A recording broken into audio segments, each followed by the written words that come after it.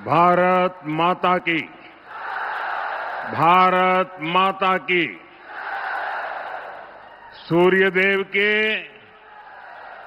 ई पावन भूमि के हम नमन करत ही उमगेश्वरी माता एवं देवकुंड के ई वैभवशाली भूमि पर अपने सबके अभिनंदन करित है। साथियों, औरंगाबाद बिहार ने पहले चरण का मतदान किया है और वाकई बिहार के लोगों ने अब तक के सारे रिकॉर्ड तोड़ दिए हैं। बिहार के इतिहास का अब तक का सबसे अधिक मतदान हुआ है और इसमें हमारी माताएं बहनें सुबह से कतार लगा करके खड़ी हो गई और उन्होंने तो सारे रिकॉर्ड तोड़ दिए हैं। पहले चरण में करीब 65% वोटिंग हुई है। ये दिखाता है कि एनडीए सरकार की वापसी का मोर्चा खुद बिहार की जनता ने संभाला हुआ है, बिहार के नौजवानों ने संभाला है, बिहार की माताओं बहनों ने संभाला है, बिहार के किसान भाइयों ने संभाला है। साथियों, पहले चरण के मतदान से ये स्पष्ट है, बिहार के लोग अब किसी भी कीमत पर जंगल राज को लौटने देना नहीं चाहते।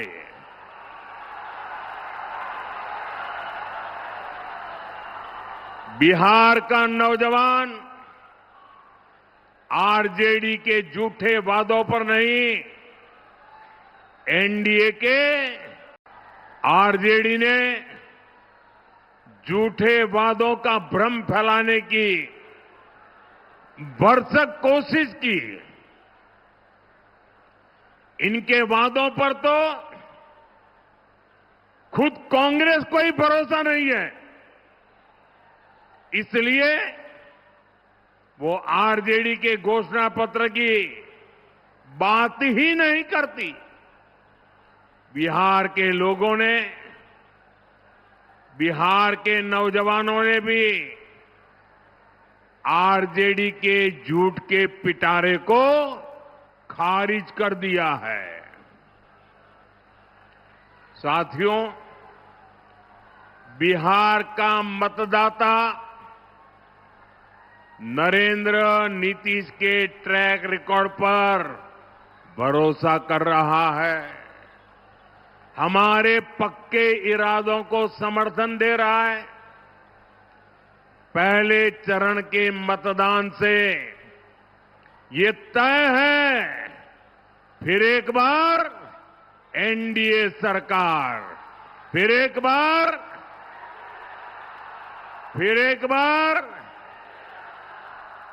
बार बिहार में फिर से सुशासन सरकार। साथियों, मुझे बिहार के सामर्थ्य पर भरोसा है।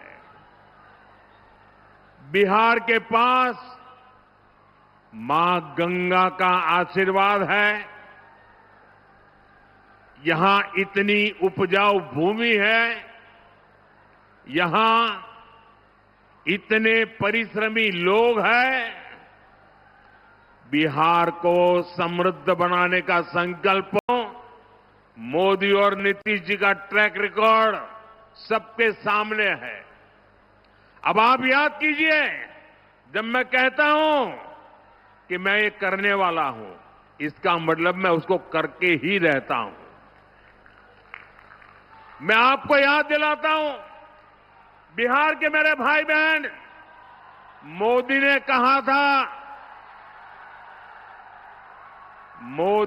कहा था राम मंदिर बनेगा।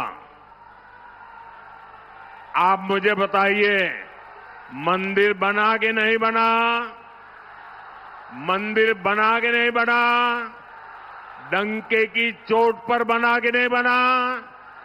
500 साल का अधूरा काम पूरा किया कि नहीं किया? मोदी ने देश को वादा किया था और मैंने कहा था कि आर्टिकल 370 की दीवार गिरेगी। आप मुझे बताइए, 370 हटा के नहीं हटा? 370 हटा के नहीं हटा? और मोदी ने बिहार की इसी धरती से पहलगाम हमले का बदला लेने की बात भी कही थी। और फिर आपने ऑपरेशन सिंदूर में तबाह होते पाकिस्तान को भी देखा है। मैंने बिहार की धरती से कहा था, वो किया कि नहीं किया? साथियों, मोदी ने वन रैंक वन पेंशन, हमारे देश की रक्षा करने वाले, हमारे देश के वीर जवानों, हमारे फौजियों को वादा किया था, हम वन रैंक वन पेंशन लागू करेंगे। आज 7 नवंबर को ही वन रैंक वन पेंशन लागू हुए 11 वर्ष हो रहे हैं। 11 वर्ष। हमारे सैनिक परिवार 4 दशकों से वन रैंक वन पेंशन की मांग कर रहे थे, लेकिन कांग्रेस हर बार उनसे झूठ बोलती रही। कांग्रेस ने 500 करोड़ रुपए दिखाकर कहा था कि लो, वो आरोपी लागू हो गया, और उसके बाद भी उसने, आपके सामने आरजेडी कांग्रेस का ट्रैक रिकॉर्ड भी है। ये वो लोग हैं जो बिहार के युवाओं से नौकरी के बदले जमीन लिखवा लेते हैं। आपको नौकरी चाहिए तो आपका खेत मेरे परिवार के नाम पर कर दो। ये खेल चला, अदालत ने भी माना, और आज ये जमानत पर बैठे हुए हैं। जांच एजेंसियां इनकी जांच कर रही है। ये जंगल राज वाले जमानत पर चल रहे हैं। ये आरजेडी कांग्रेस वाले बिहार के युवाओं को कभी भी नौकरी नहीं दे सकते। साथियों, आप औरंगाबाद के लोग तो नक्सलवाद, माओवादी आतंक से भी पीड़ित रहे हैं। वो दिन भुलाए नहीं भूलते जब अंधेरा होने से पहले ही यहां सड़कों पर सन्नाटा पसर जाता था। यहां आने जाने वाली बसों को सुरक्षित चलने के लिए नक्सलियों को रंगदारी देनी होती थी। स्कूटर, मोटरसाइकिल से तो आने जाने की कोई सोच भी नहीं पाता था। इस क्षेत्र की चर्चा देश और दुनिया में नरसंहारों के लिए होती थी। साथियों, जैसे ही जंगल राज की सरकार गई, नीतीश जी के नेतृत्व में आप सुशासन लाए तो नरसंहार की घटनाएं बंद हो गई। जब आपने दिल्ली में मोदी को बिठाया तो मैंने तय किया कि नक्सलवाद माओवादी आतंक की कमर तोड़ करके रहूंगा। हमने नक्सलवाद माओवादी आतंक के खिलाफ कार्रवाई की। आज बिहार माओवादी आतंक के डर से मुक्त हो रहा है। माओवादी आतंक अब समाप्ति के कगार पर है। साथियों, जंगल राज और सुशासन राज में क्या अंतर आया है, ये हमने कल मतदान वाले दिन भी देखा है। कल बिहार के हर गरीब, दलित, महादलित, पिछड़े, अति पिछड़े सबने बिना किसी रोक टोक के वोट डाला है। जबकि हमने जंगल राज का वो दौर भी देखा है जब बूथ लूटे जाते थे, मतदान के दिन गोलियां चलती थी, बम फटते थे, खून की नदियां बहाई जाती थी, गरीबों, दलितों, पिछड़ों की आवाज कुचल दी जाती थी। साथियों, जंगल राज के गुर्गे साजिश तो अभी भी बहुत कर रहे हैं, लेकिन मैं चुनाव आयोग की प्रशंसा करूंगा।